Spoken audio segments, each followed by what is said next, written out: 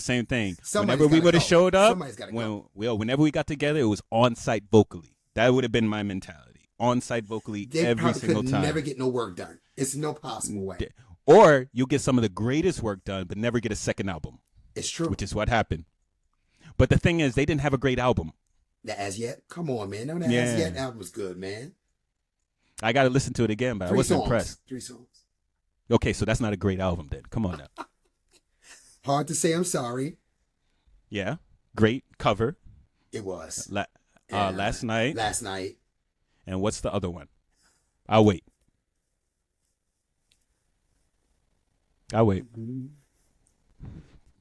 Okay. I'll make it up to you. I'll make it up to you. I know it. Sorry, guys. I know it As Yet. I'm sorry. You know I know it. I know the song, guys. But he's right. So, okay. Babyface, shout out to Babyface. I think that was a... Listen, if that album was weak, and it shouldn't have been weak, you know? And so it was very mid, you know? So my thing song is... was amazing. Like, it came out It didn't make too sense. well. It didn't make sense for you to have those two singles. It was two of the best songs vocally we ever heard, even a cappella wise. There was no reason for them guys to fail. There was no... And you know what? To this day, not a lot of singers can sing that song. To this day. Oh, no, you're right. To this It's day. not a song. You got to be a real singer if you want to pull out an As Yet Last Night or their version of, you know, the cover that they did for Pete Katera. What was it called again? Yes. Hard to Say I'm Sorry. Hard to Say I'm Sorry. That one. So they weren't that group where you're like, let's do this group for karaoke. You're not going to do an As Yet song. Was Guy? Yeah, Guy, big time. You could do karaoke. Yeah, you could. You know, big time. You could do Guy karaoke. Big time. Aaron Hall's parts, though, were very complex. Yeah. But you could still... a drunk person that sang in church can get it. Kind of get through it, you know. But their choruses and everything was very well done. Teddy Riley, shout out to your placement. He placed things very well. Yeah, can the audience sing it? That's the question. And he always answered it, you know, his songs. But when Aaron Hall went solo, yeah, I like the songs. Yeah. Again, he had I Miss You from it. He did. But I think he just oversung and didn't care. I think he's just started singing about his actual lifestyle. I think that's kind of what slowed it down. Don't be afraid. Aggressive loving. I was like, and I'm starting to hear it. Now I lay me down to sleep. I pray the Lord my soul to keep. You know, he started off right. I was like, hold on. You know, and then after that he was just like, you can call me daddy to me. And I was like, hold on, wait, hold on. I was like, hold on, wait a minute. And then he started doing songs with Tupac, and all of a sudden he started doing the background of Tupac. Yeah, it was like Tupac in the background, like laughing. I was like, by the way, shout out to Aaron Hall having some of the most best cameo appearances solo. Oh, absolutely. I think Aaron Hall actually was your feature. Like he wanted to be the guy. He should have made a lot of money off of being the featurer. He was like the Little Wayne. He's the Little Wayne of R&B. What was it? He was like, just bring the pumps. Pumps in the bump. Just bring the pump. Bring the pump, baby. Just bring the pumps. Bring the pump, baby. Bring that pump, baby. Bring the pump, baby. You know what the craziest part is? Hammer let him go crazy on there. Oh, yeah. Hammer let him go crazy on there. He had to, because they seem like they both grew up around the same neighborhood. So them hood niggas, man, they get together and it's magic, bro. He let them go crazy. It's just literally he had a huge hit already. Hammer, he already had it. His ad-libs wasn't even needed. And then something inside Hammer said, you know what? Damn, my Hall got to end this song. How's he going to end it? I got it. And then Aaron is in the studio chilling, sipping something, and he's like, all right, All right, time in. No, in the back at the end. I mean, 5 The minutes. part and when 34 they seconds. 5 minutes. the vamp. And 34 seconds. Don't me take me to the vamp when they're saying bring the pump. Yeah, let me get on that. And right, and a pump. And that's one take. You could tell that shit was one take. You know, that wasn't even like let me take a break and re-record it. It was a one take feeling. You know, literally. Well, he left. He left after that.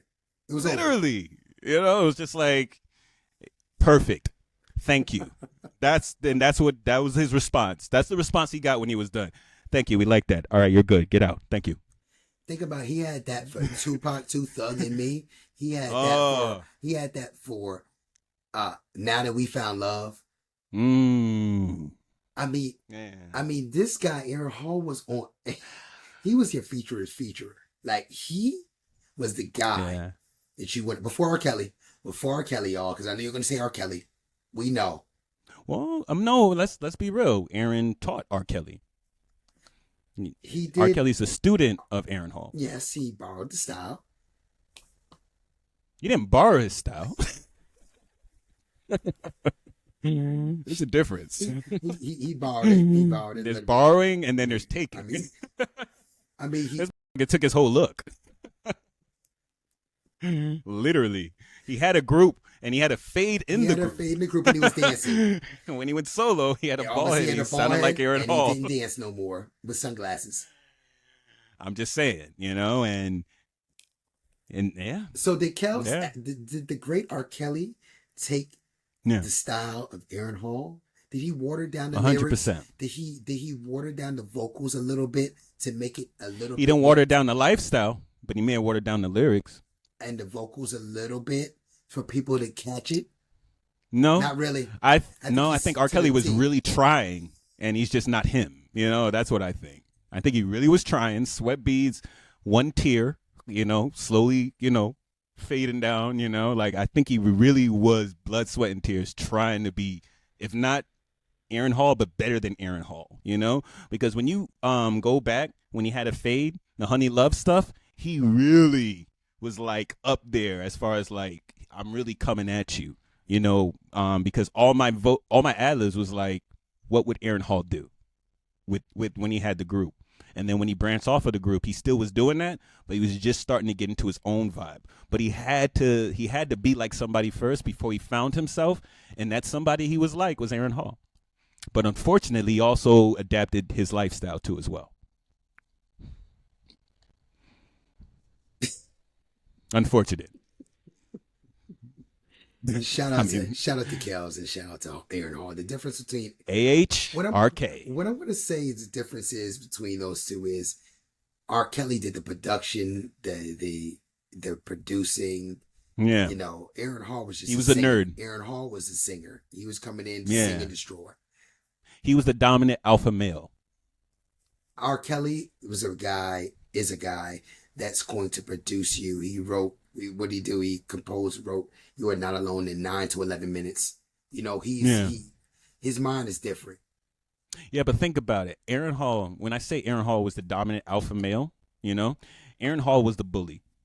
Aaron Hall was the guy that was respected. And Aaron Hall was the guy that could say a few words. His cats, and really, he said in an interview, he had a bad stuttering problem. Yeah. Yet he was a pimp at the same time. Think about that. So when he gets in the studio, he thinks a little different. You know, it's not, you know, but then when you look at somebody like R. Kelly, he's the cat that got picked on. He's the cat that didn't have the way with the ladies. He's the cat that he'd be the cat that got picked on that would run away crying. But he'd be by himself. He'd be by himself, escaping through music, writing, singing, copying, writing, singing, copying. Aaron Hall, he'll freaking go out, party, drink, collect some money from his hoes, pick up new hoes, drugs, sex parties with people viewing that shit. Bro. Shout out to and then leave that and then record a song at 3 a.m. with just ad-libs.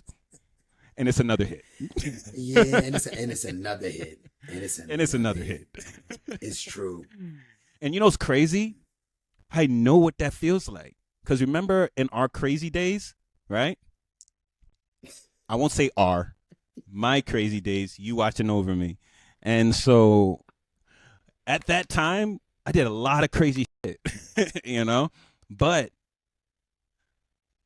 I had so much confidence in what I was going to bring vocally, and it just gave me a certain type of edge to where I could be like, and watch what I do, and so I get it, it's like when you got that, I don't give a you know what I'm saying, like all y'all, but that's Bobby, but this shit's about to be a hit because I'm here.